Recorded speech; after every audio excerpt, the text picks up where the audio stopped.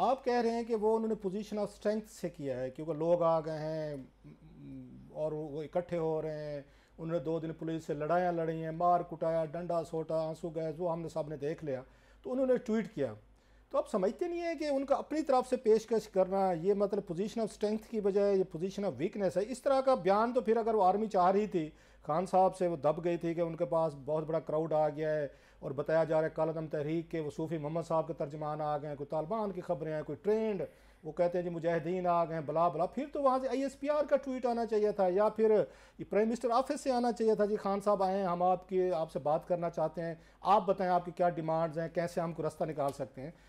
जो सो जो position of strength वाले लोग होते हैं वो तो ये ऑफर नहीं करते होते, ये टेबल पे क्या है जी हमसे बात करें। वो तो पोजीशन ऑफ वीकनेस वाले कहते होते हैं कि जनाब आए हमसे बात करें, मैं आपसे तैयार हूँ अनकंडीशनल। कोई इलेक्शन का जिक्र भी नहीं है इसमें, नोट करें, अनकंडीशनल बात किया खान साहब ने।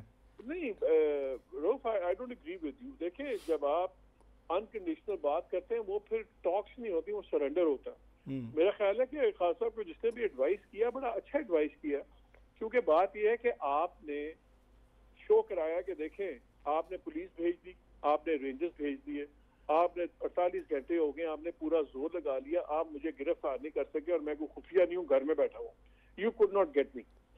अब और हजारों लोग मैंने निकाल दिए मेरे घर के बाहर, दूसरे शहरों में मैंने और जगह यूज करा दिए, मैंने अपना मसल आपको दिखा दिया है कि मैं इतना इजीली टचेबल नहीं हूँ।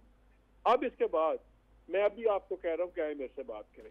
पिछले 1 साल से खान साहब जो हैं वो अप्रैल के बाद मुसलसल बड़े बड़े उन्होंने जलसे किए, चार्ज क्राउड आया, फिर हमने तो देखा मई 25 को लॉन्ग मार्च किया, उसके बाद पिंडी में बहुत बड़ा जलसा किया, वजीराबाद में उन पर अटैक हुआ, बहुत सारी स्ट्रगल हुई। तो खान साहब उस वक्त भी कुछ अपनी डिमांड्स लेकर आ रहे थे कि नए आर्मी चीफ वो खुद लगाएंगे, इलेक्शन नवंबर से पहले होने चाहिए, चीफ इलेक्शन कमिश्नर को हटा दें। फिर अब हम देखते हैं कि सारे ये मामलात हुए, तो कभी भी उनको ऑफर तो नहीं की, किसी ने बात नहीं की, फौज की तरफ से भी। इवन जनाब आसिम मुनीर साहब से पहले वाली इस्टेब्लिशमेंट ने भी उनसे बात नहीं की थी जब जनाब बाजवा साहब बैठे हुए थे। तो अभी भी कोई वहाँ पे नहीं है। तो कहाँ से आप समझते हैं कि पोजीशन ऑफ स्ट्रेंथ है और लिहाजा वो ऑफर कर रहे हैं बार बार। खान साहब तो पिछले साल 1-1.5 साल से बात कह रहे हैं और उनके साथ कोई बैठने को तैयार नहीं है, या वो उनके साथ बैठने को तैयार नहीं, वो अपनी मर्जी के बंदे के साथ बैठना चाहते हैं और मर्जी का बंदा आजकल उनके साथ बैठना नहीं चाहता। सर देखिए मैं इसलिए इसको मुख्तलिफ समझता हूँ कि उससे पहले खान साहब बार बार टकरा रहे थे एग्जेक्टिव के साथ, डायरेक्टली इनडायरेक्टली बातचीत में। ये पहली बारी थी एग्जेक्टिव उनके साथ आके टकराई और विजिबल रियासती कुव्वतों के साथ टकराई। इसको जब इन्होंने रिबफ किया है, देखिए पहले हर जगह उनका था, उन्होंने कहा मैं इस्लामाबाद आऊंगा, वो पिंडी से वापस मुड़ गए। उन्होंने मुतालबा किया बंदा सैक करो, आगे बात नहीं चली। इस बारी रियासत टकराई थी आके उनसे और रियासत उनसे वो काम नहीं करवा सकी जो रियासत को बड़ी इजली करवा लेना चाहिए था, उसके पास इतनी ताकत होनी चाहिए थी।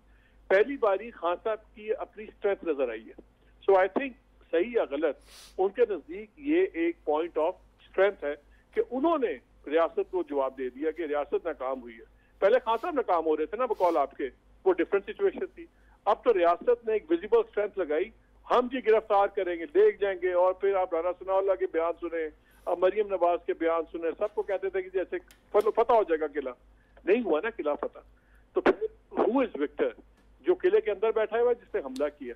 मान लिया जी खान साहब की ये पोजीशन ऑफ स्ट्रेंथ से उन्होंने किया है क्योंकि बहुत सारे जी सैकड़ों लोग आ गए हैं, KP से आ गए हैं, गिलगित से आ गए हैं, लाहौर से आ गए हैं, उन्होंने रियासत को नाकाम कर दिया। फेयर इनफ, मान लिया। अब खान साहब ने अनकंडीशनल उन्होंने कहा जी मैं बातचीत के लिए तैयार हूँ, जो आपके बकौल ठीक कह रहे हैं, मैं भी एग्री करता हूँ, आर्मी चीफ से मिलना चाहते हैं। रात बकौल आप फैसल वाडर साहब को कोट कर रहे थे, जी रात सदर आरिफ अलवी साहब ने भी कहा, वो कहते हैं हम नहीं मिलते आपसे। खान साहब अब क्या करेंगे? पोजीशनल स्ट्रेंथ पे तो बैठे हुए हैं, कोई उनसे बात नहीं करता, फौज नहीं करती, ISI नहीं करती, या प्राइम मिनिस्टर नहीं करते, तो देन व्हाट नेक्स्ट? वो फिर क्या करेंगे? वो आई थिंक यही अपनी डिफाइंस रखेंगे और ये जो निज़ाम है बिल्कुल बिगाड़ की तरफ जा रहा है। बिकॉज जो फाइनेंशियल हालत है मुल्क की, जो स्टेबिलिटी है, उससे तबाही फेर दी है।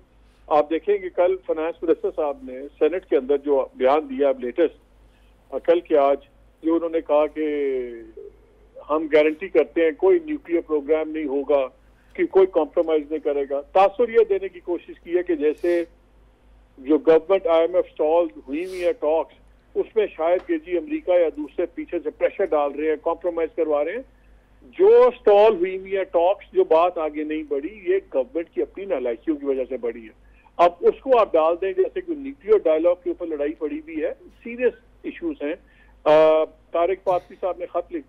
अपनी ही हुकूमत को, स्पेशल असिस्टेंट ने, कि जी मिस्टर चार्जी अफेयर्स ने, चाइनीज एम्बेसी ने बड़ी परेशानी का इजहार किया है। उन्होंने कहा कि जी 1.5 बिलियन जो है हमारा फंसा हुआ है, वो पेमेंट्स नहीं हो रही। बाकी छोड़ें, गवर्नमेंट की अब अपनी चीजें देखें। प्राइम मिनिस्टर ने दिसंबर में एक कमेटी बनाई ये चाइनीज के साथ सारी मीटिंग्स वगैरह करने के लिए, मसले रिजॉल्व करने के लिए। और मैं चाइना की बात कर रहा हूँ, जो आपका सबसे क्लोज मुल्क है, जिसने अभी भी आपको डिफॉल्ट से बचाया और सबसे ज्यादा आपका डेट उसके पास है। कमेटी बनाई कि जी आप हर 2 हफ्ते के बाद मिलेंगे। दिसंबर में बनी कमेटी, मार्च का खत्म होने वाला है, अभी तक एक कमेटी की मीटिंग नहीं हुई।